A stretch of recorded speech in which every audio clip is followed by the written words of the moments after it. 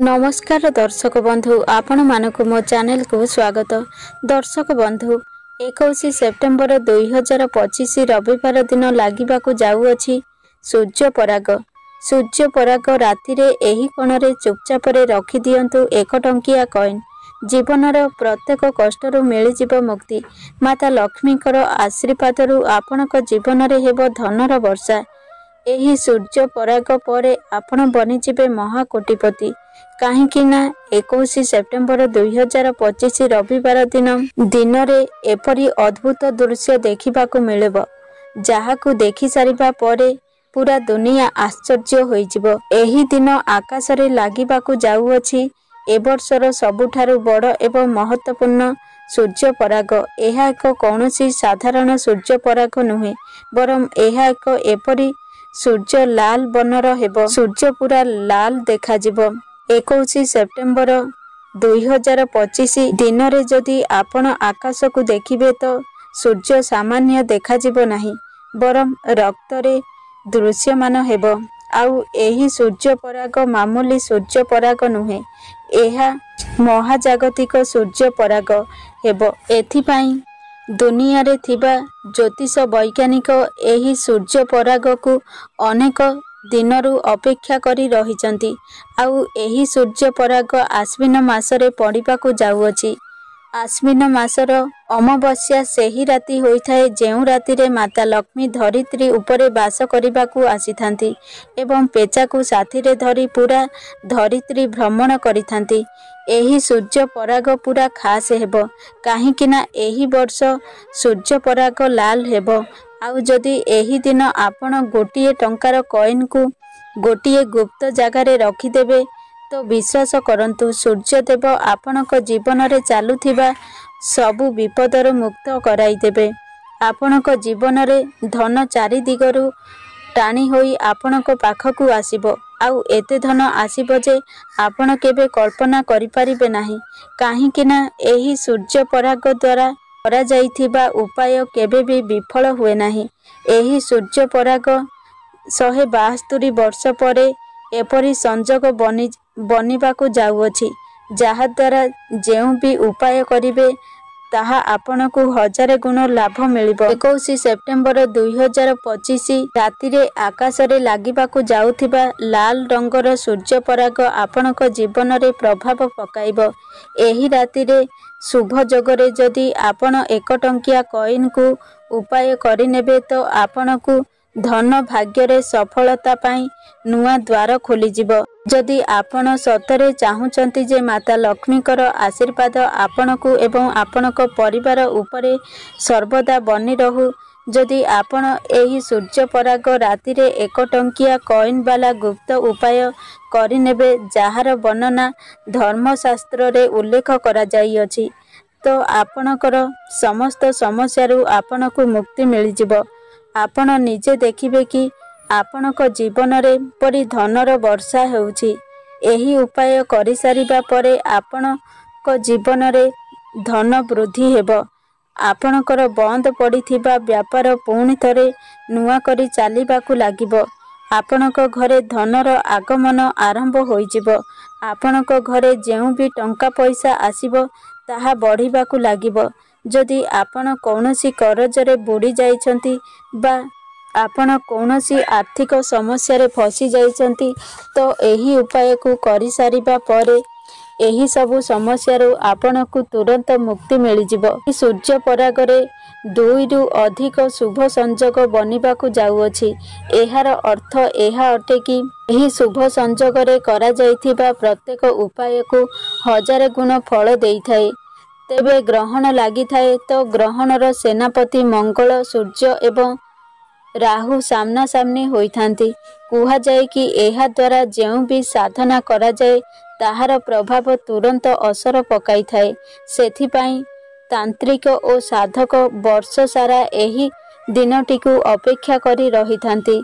दुनिया रे जेते भी करोड़पति व्यक्ति अछंती एमितिरे खालीटारे धनी होई नाहंती।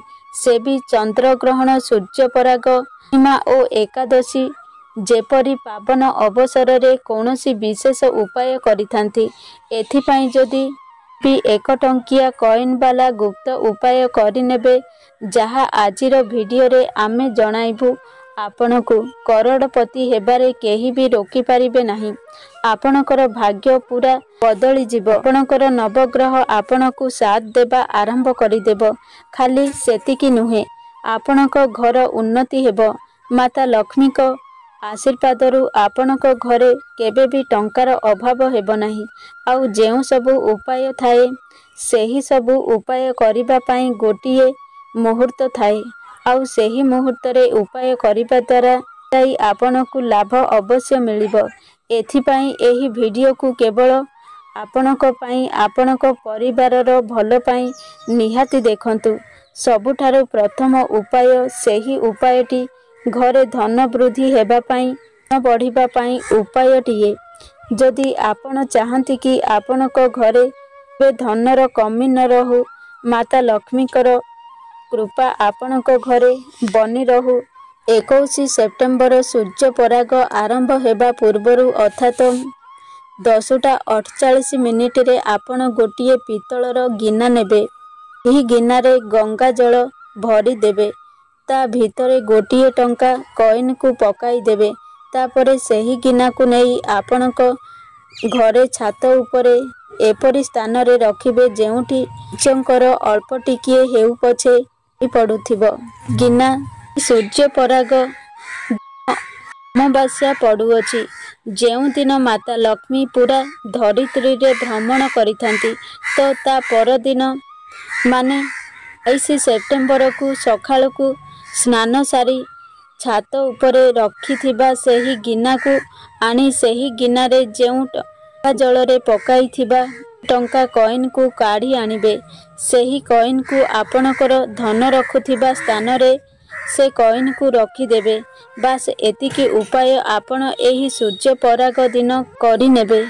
आपण निजे देखिबे एही उपाय को करि सारिबा परे देखिबे आपणक घर को धन आग अपेक्षा अधिक आसीबो। एही कॉइन माता लक्ष्मीकर आशीर्वाद बनि जाए जहा परे आपणक आलमीरा सबु बेले नोट रे भरी रहिबो।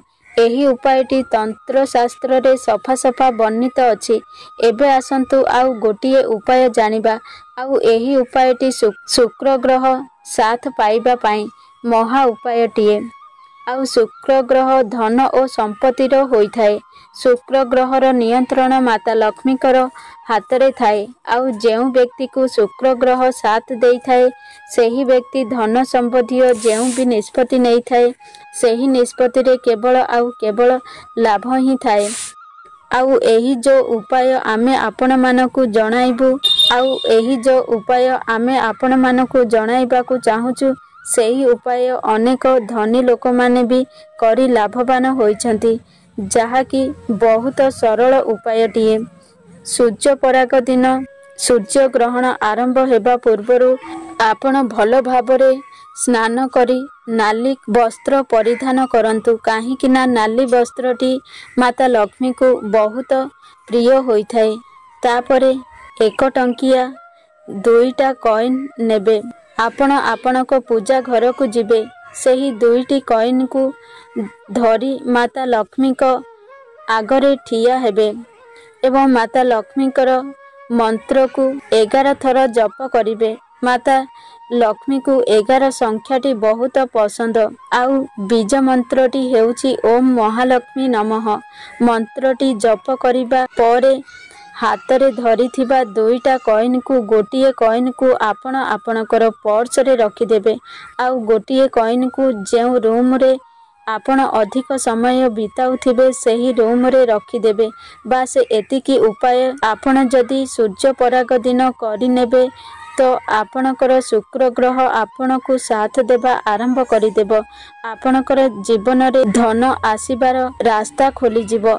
एही उपायटी बहुत चमत्कारी उपाय करिबा पाई भूल रे भी मौका को हाथ छड़ा करंतु नाही काहेकि ना एही सूर्य पराग ए वर्ष आउ आसीबो नाही।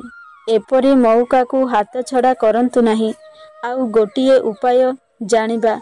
आउ एही उपायटी व्यापार बा बिजनेस जहार खेती रे चालुछि ତ ବନ୍ଦ ହୋଇଯାଇଥିବା ବ୍ୟାପାର ପୁଣି ଥରେ ଭଲରେ ଚାଲିବାକୁ ଏହି ଉପାୟଟିକୁ କରନ୍ତୁ।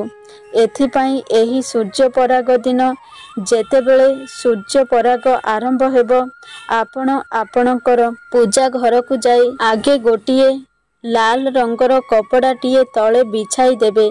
ତା ଉପରେ ଏକ ମୁଠା ଧନିଆ ରଖିବେ ଆଉ ସେହି ଧନିଆ ଉପରେ 1 ଟଙ୍କିଆ କଏନ୍ ରଖିଦେବେ। ତାପରେ ସେହି କପଡ଼ାକୁ ଗୋଟିଏ ପୁଟୁଳି ବନାଇ ଦେବେ। ତାପରେ ସେହି ପୁଟୁଳିକୁ ଆପଣଙ୍କର ହାତରେ ଧରି ଏହି ମନ୍ତ୍ରକୁ ଜପ କରିବେ। ଆଉ ମନ୍ତ୍ରଟି ହେଲା ଓମ୍ ଶ୍ରୀ କ୍ରୟ ନମଃ 11 ଥର ଜପ କରିବେ। ଜପ କରିସାରିବା ପରେ ସେହି ପୁଟୁଳିଟିକୁ ନେଇ ଆପଣଙ୍କର ବ୍ୟାପାର ସ୍ଥାନରେ ରଖିଦେବେ, ଯେଉଁଠି ଆପଣ ବ୍ୟାପାରରେ ଟଙ୍କା ପଇସା ନେବା ଦେବା କରୁଛନ୍ତି। ତାପରେ ଆପଣଙ୍କ ବ୍ୟାପାରରେ ବହୁତ ଜୋର ଚାଲିବ। ବ୍ୟାପାରରେ ଧନ ଆସିବା ଆରମ୍ଭ ହୋଇଯିବ। ମାତା ଲକ୍ଷ୍ମୀଙ୍କ କୃପାରୁ ଆପଣଙ୍କ ବ୍ୟାପାରରେ ଧନର ବୃଦ୍ଧି ହେବ। ଏହି ଉପାୟ ବିଷୟରେ ତନ୍ତ୍ରଶାସ୍ତ୍ରରେ ବର୍ଣ୍ଣିତ ଅଛି। ଏବେ ଆସନ୍ତୁ ଆଉ ଗୋଟିଏ ଉପାୟ ଜାଣିବା। ଆଉ ଏହି ଉପାୟ ଭାଗ୍ୟ ସାଥ ମିଳିବାର ମହା ଉପାୟ। ସୂର୍ଯ୍ୟପରାଗ ଦିନ ସୂତକ ସମୟରେ ଆପଣ ଗୋଟିଏ ତାଲା ଚାବି କିଣିକି ଆଣିବେ। ଗୋଟିଏ ଧଳା ରଙ୍ଗର ସଫା କପଡ଼ା ନେବେ। ସେହି କପଡ଼ାରେ ସେହି ତାଲା ଚାବିକୁ ରଖିଦେବେ।